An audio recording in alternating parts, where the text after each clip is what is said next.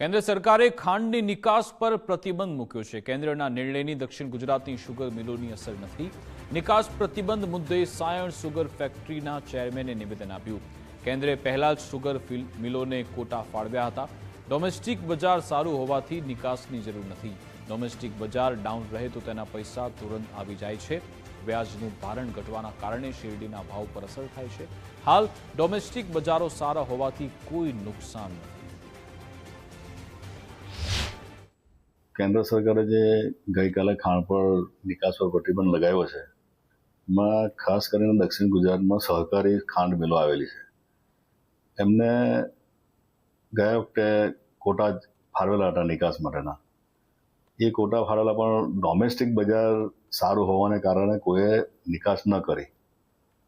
જો આ નિકાસ હવે બંધ થઈ ગઈ છે અને ડોમેસ્ટિક બજાર ડાઉન થાય તો નિકાસ થવાને લીધે જે પૈસામાં જે વળતર મળે, ધારો કે અત્યારે મારે વડોદરા બધી સુગર ફેક્ટરીઓ લીધેલો છે, તો નિકાસ કરો તો એના પૈસા તરત જ બધા આવી જાય।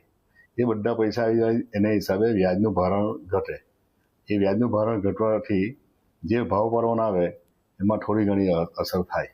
ના, ખેડૂતોને એવી કોઈ અસર થવાનો અત્યારે, કારણ કે ડોમેસ્ટિક બજાર જ એટલા સારા છે, એના હિસાબે નિકાસના જે એક્સપોર્ટના બજાર એટલા છે નહીં।